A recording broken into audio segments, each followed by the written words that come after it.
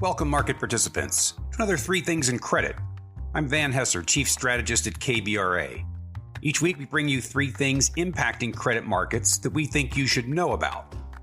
On the back of two arguably hot economic prints, January jobs and retail sales, you've all become obsessed with characterizing the economic landing. Hard, softer, soft, and more recently, no. Don't know about you, but no landing is the kind of thing that would keep me up at night. All right, this week our three things are: 1. Corporate margins. They're falling. Should we worry? 2. Earnings growth. It's falling. What does it signal? 3. Consumer wealth. It's constructive overall, but not for everyone. All right, let's dig a bit deeper. Corporate margins. As this cycle, and every cycle, turns, gauging the impact of the hit to corporate earnings growth is arguably the single most important driver of performance across credit asset classes. Corporate cash flows and profitability not only support its own borrowings, but businesses employ the individuals whose spending accounts for nearly 70% of the economy, who pay taxes and who pay back consumer loans.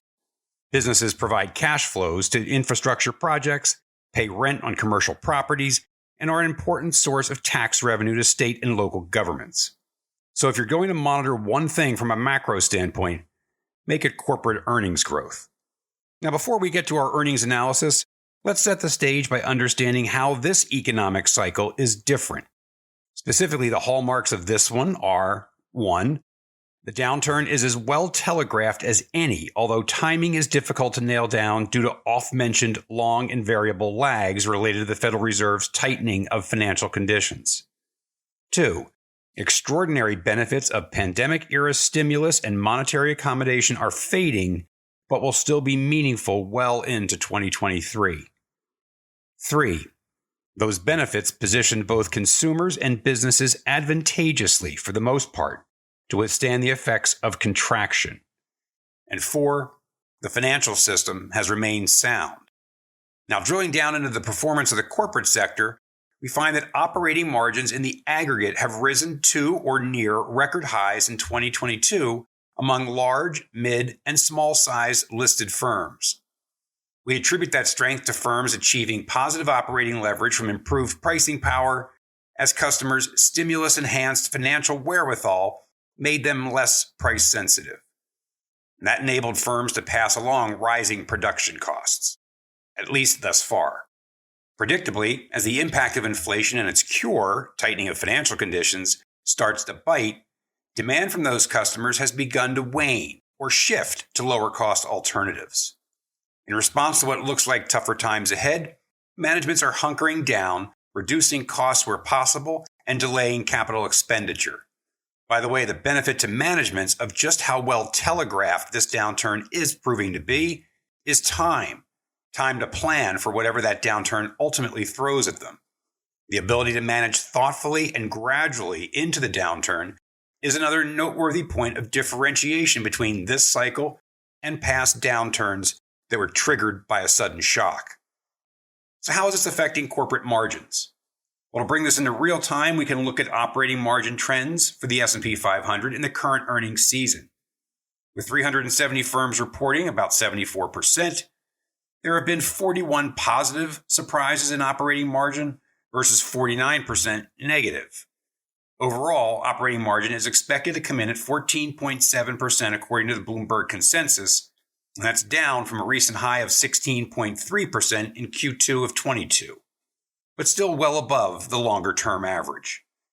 Margin trends get at the hard, soft, no landing debate. Not to get caught up in semantics, but our view has been that we are indeed landing from the supercharged, stimulus-fueled growth of 2021, something we referred to as the Great Deceleration. With the Federal Reserve, and central banks around the world for that matter, determined to fully tame 40-year inflation, we expect economic growth in the U.S. to slow to at least stall speed at some point over the course of 2023, with recession remaining a real possibility. But perspective is important here. An important consideration leaning against a harder landing scenario is the strength of the corporate sector coming into the downturn, something we see clearly in operating margins. And we would also point out that operating margins correlate well with credit spreads, which helps to explain why spreads have held in so well. All right, on to our second thing, earnings growth. So we see how margins have broken out to the upside in the wake of all of that stimulus. Now let's look at how it all comes together in earnings growth as we normalize. If you look at the trend line in earnings growth, it's not so hot. Now over the last 5 quarters, year-over-year earnings growth for the S&P 500 has gone from plus 28% in Q4 2021 to plus 11%, to plus 8%, to plus 4%, to minus 2%. By the way, that's the estimate for the current quarter, Q4 2022. And consensus is calling for the next 2 quarters, the first 2 quarters of 2023, to be down 6% and down 6%. This has prompted one well-respected equity strategist to comment that the current earnings season is shaping up to be, quote, one of the worst streaks we've seen in quite a while, unquote. And if forecasts are right, this will add up to a bona fide earnings recession, defined as at least 2 consecutive quarters of year-on-year earnings contraction. Well, it doesn't sound so good. And it doesn't bode well for credit broadly as an asset class. So much for no landing. But let's put this in context. The Fed is doing everything it can to slow the economy by raising rates at the fastest rate since the 1980s and running off its balance sheet. Consumers are quickly running through pandemic-era excess savings, and businesses are becoming conservative, preserving cash and adjusting cost structures. But let's not lose sight of the magnitude of the earnings downdraft. Here, we're looking at down single digits year on year for 3 quarters. Full year 2023 is expected to be down overall less than 1% from full year 2022.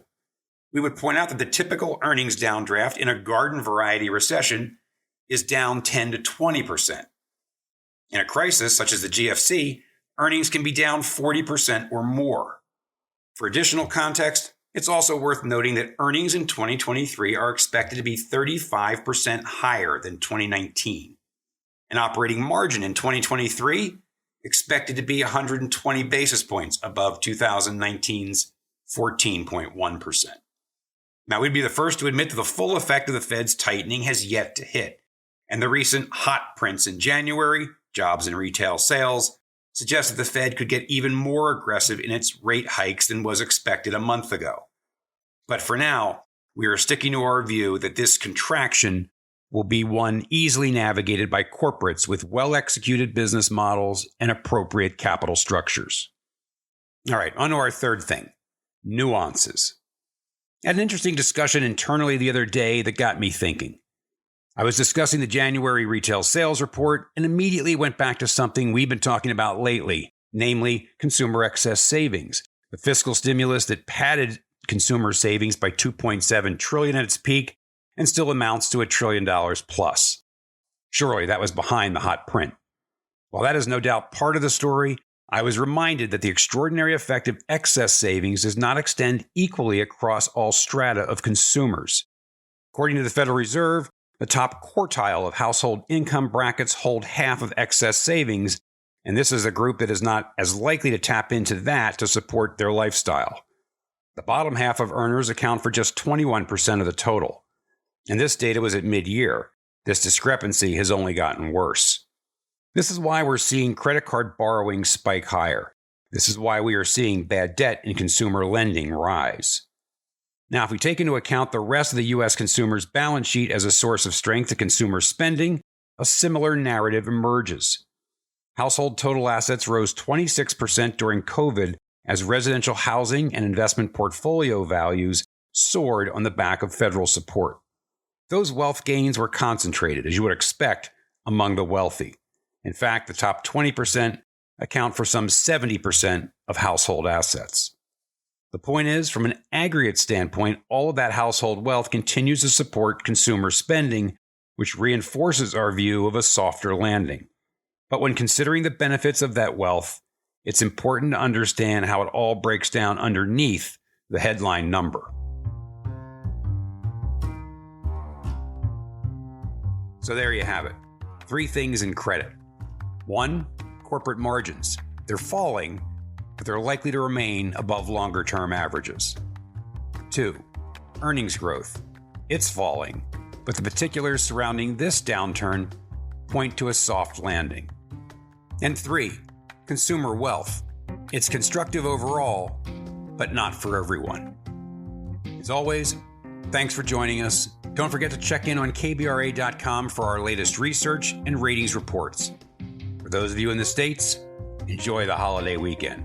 We'll see you next week.